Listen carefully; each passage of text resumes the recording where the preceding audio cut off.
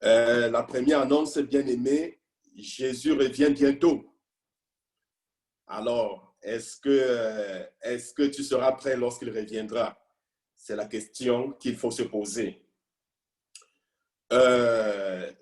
Nos rencontres sur Zoom portant sur la guérison divine sera annulée pour la rencontre du mardi 29 décembre et du lundi 4 janvier. Donc, nous marquons juste une pause, vu que nous sommes en période des fêtes et que nous avons une grande nuit de traversée le 31. Donc, pour le 29 et pour le 14, pour le 29 du mois de décembre et pour le 4 du mois de janvier, donc les rencontres seront annulées. Donc, notre prochaine rencontre ira le mardi d'après, c'est-à-dire du 4. Les cultes, en fait, se tiendront par Zoom, comme on vous l'a annoncé, jusqu'au dimanche 10 janvier inclusivement. Ça, ce sont les cultes du dimanche. Donc, jusqu'au 10 janvier inclusivement. Et je tiens à nous rappeler notre nuit de la traversée qui aura lieu jeudi 31 décembre de 22h jusqu'à minuit 30 au maximum, minuit 30. Alors, l'objectif de cette nuit, de cette traversée, comme on vous l'a si bien dit, déjà, c'est de rendre grâce à Dieu, c'est de dire merci à Dieu pour cette année 2020. Vous savez, une chose qui est très importante aux yeux de Dieu, c'est la reconnaissance. Donc, nous devons apprendre à être reconnaissants. Donc, dire merci à Dieu pour 2020, pour tout ce qu'il a fait pour sa protection. Il y aura des témoignages, il y aura la louange, il y aura des actions de grâce, on aura un moment de prière, d'enseignement, prière de délivrance, prière stratégique. Donc, nous commençons une nouvelle année et puis il sera très important pour nous d'enterrer les problèmes de 2020, d'enterrer tous les échecs de 2020 et de rechercher la volonté de Dieu, le plan de Dieu pour nous en ce qui concerne l'année 2021. Nous aurons également des numéros spéciaux. Donc, les inscriptions étaient ouvertes. Donc, nous donnons 5 minutes au maximum par personne pour pouvoir présenter son numéro spécial. Les enregistrements se faisaient auprès de Karine. Les inscriptions, je l'ai dit, se faisaient auprès de Karine. Donc, ceux qui voudraient le faire et qui ne sont pas encore inscrits, vous avez encore la possibilité de le faire jusqu'à demain. Alors, concernant l'assemblée de Bellechasse, concernant les dîmes et les offrandes, si votre institution financière est la caisse, vous pouvez faire un dépôt direct. Lisette, en effet, est la personne responsable des dépôts directs. Pour toute question, vous pouvez appeler au 418 789 3160. Je dis bien, pour toute question, vous pouvez appeler au 418 789 3160. Et si votre institution financière est une banque, vous pouvez maintenant faire des virements interap. Je vous donne rapidement l'adresse courriel. L'adresse déjà vous a été envoyée et un courriel que Karine vous a envoyé, juste pour ceux qui n'ont pas pris connaissance du courriel qu'elle vous a envoyé. Donc, toutes les informations figurent. Donc, l'adresse courriel auquel vous pouvez faire votre virement interap, c'est Assemblée Vie Nouvelle @gmail.com. Assemblée Vie Nouvelle @gmail.com. Et c'est Martine Tanguay qui est en charge. Et concernant nos bien-aimés de l'église de Montmagny, alors, vous pouvez, il est toujours possible de donner en ligne. Visitez tout simplement, nous vous conseillons de visiter tout simplement notre site web de l'Église. Donc, au www.églisecentrevieabondante.org. Ou alors, vous pouvez donner sur le site de canadon.org. Ou encore par des transferts bancaires directs avec le compte bancaire de l'Église. Pour toute question, nous vous suggérons de contacter le bureau de l'Église pour plus d'informations. Donc, c'est tout par rapport aux annonces ce matin. Alors, je vais demander à Karine de couper et puis nous allons passer au message. En fait, j'ai coupé après la louange, puis je l'ai reparti avec les annonces et vous pouvez compléter votre prédication. C'est parfait. Bon, nous prions. Seigneur, une fois de plus ce matin, nous te recommandons cet instant. Il est écrit que le Saint-Esprit est le meilleur enseignant, que le Saint-Esprit ce matin lui-même puisse nous instruire. Nous prions d'un commun accord et nous nous levons contre tout esprit qui pourrait s'élever contre la connaissance de ta parole. Nous mettons hors d'état de nuit et nous proclamons que seule ta volonté s'accomplisse. Au nom de Jésus-Christ, nous avons prié. Amen.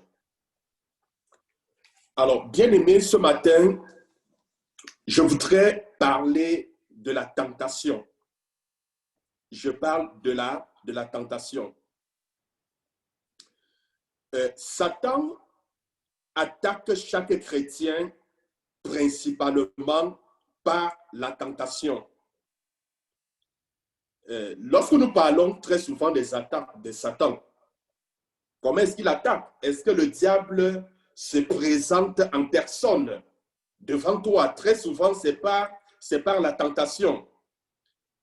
Alors, il concentre ses attaques dans les deux domaines. Je dis bien, Satan concentre ses attaques dans les deux domaines suivants. Le premier domaine dans lequel il concentre ses attaques, ce sont les désirs du monde. Le deuxième domaine dans lequel il concentre ses attaques, ce sont les désirs de la chair. Alors, concernant les désirs du monde, Satan cherche à tenter le croyant à devenir absorbé dans le système charnel. Il nous amène à être absorbés, emportés par le système charnel. Alors, il y a trois choses qui ressortent. La première chose, les bénédictions matérielles du monde deviennent un désir primordial dans la vie de la personne qui est tentée.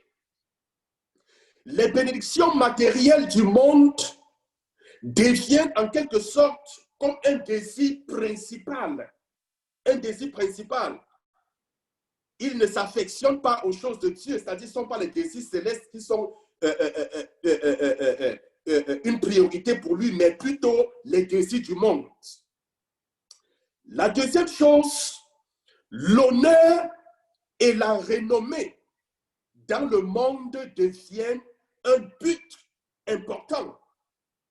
Il recherche l'honneur, il recherche la renommée dans le monde. C'est là où le diable nous attrape, c'est là où le diable nous piège. Et la troisième chose, le réconfort d'être unis avec les gens du monde devient une fondation pour notre sécurité. Voilà un autre piège que le diable utilise pour nous avoir. Nous trouvons le réconfort et la sécurité auprès, n'est-ce pas, des relations que nous essayons d'établir autour de nous. La Bible dit, je mets ma confiance en l'Éternel et non dans les chevaux. Je ne mets pas ma confiance dans les hommes. Déjà, la Bible ne dit-elle pas que maudit soit celui qui met sa confiance en l'homme? Bien-aimé, dans 1 Jean, chapitre 2, le verset 15.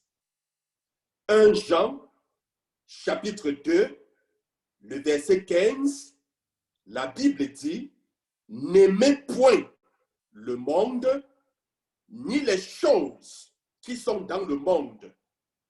Si quelqu'un aime le monde, l'amour du Père n'est point en lui. »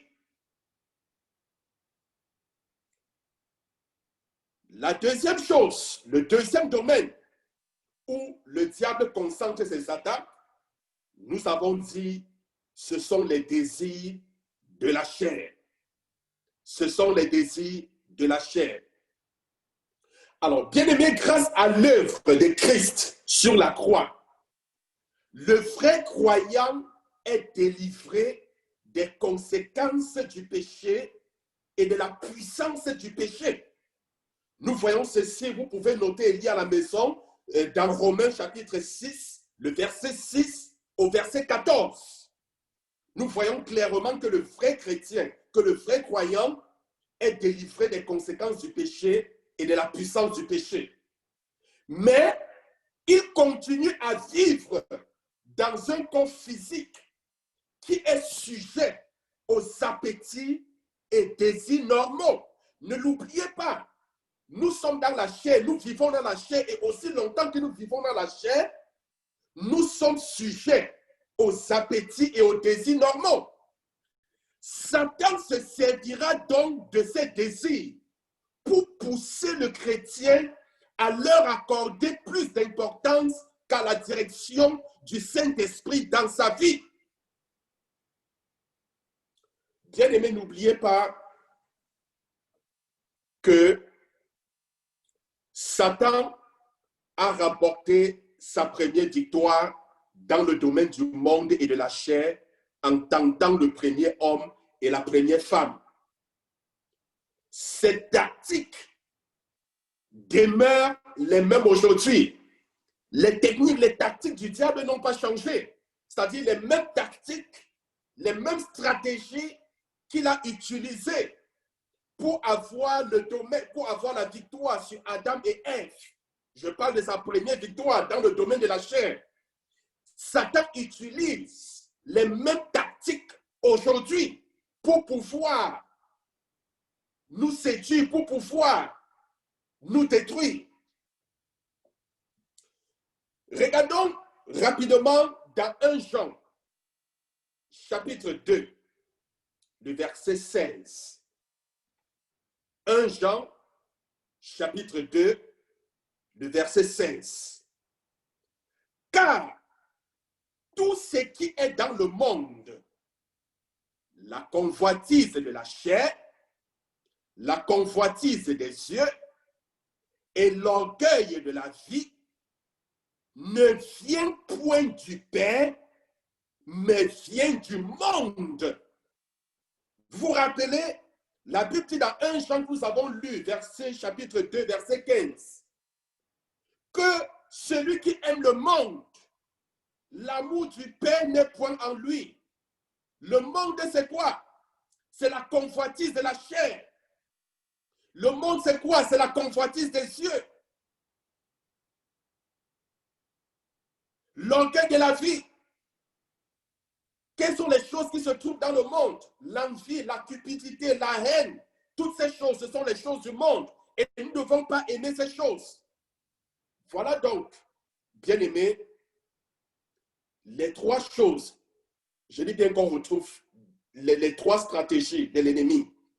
Il y a la convoitise de la chair, la convoitise des yeux et l'orgueil de la vie. Alors, qu'est-ce que j'entends par convoitise de la chair? La convoitise de la chair, c'est le désir pour la gratification des sens. Le désir pour la gratification des sens. Tes yeux voient quelque chose, tu entends quelque chose, la chair te pousse, tu as besoin d'avoir ces choses, tu as besoin de satisfaire ce désir qui vient, je ne sais pas, de tes sens. Peut-être c'est des yeux, peut-être c'est de l'huile, peut-être c'est de l'odorat, peut-être c'est du toucher. Il y a la convoitise des yeux.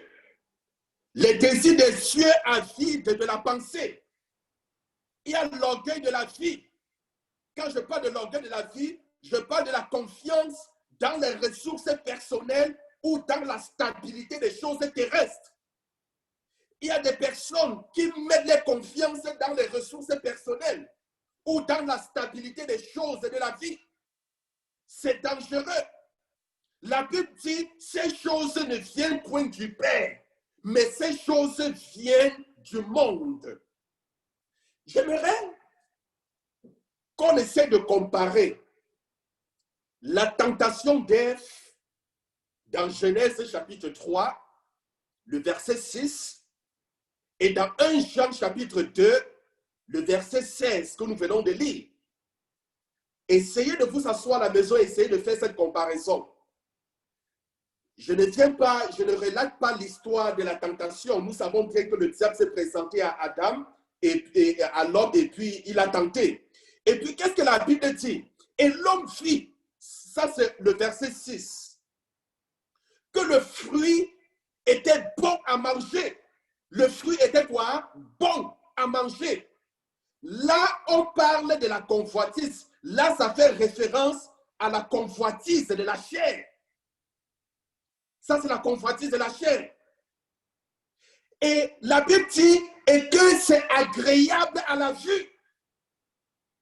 Ça, c'est la convoitise des yeux. Et plus précieux pour ouvrir l'intelligence. Ça, ceci renvoie à l'orgueil de la vie.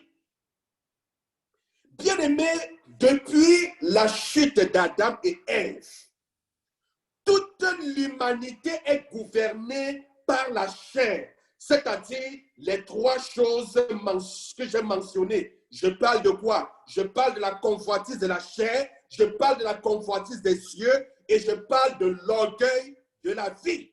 Voilà les trois choses depuis la chute de l'humanité qui gouvernent le monde.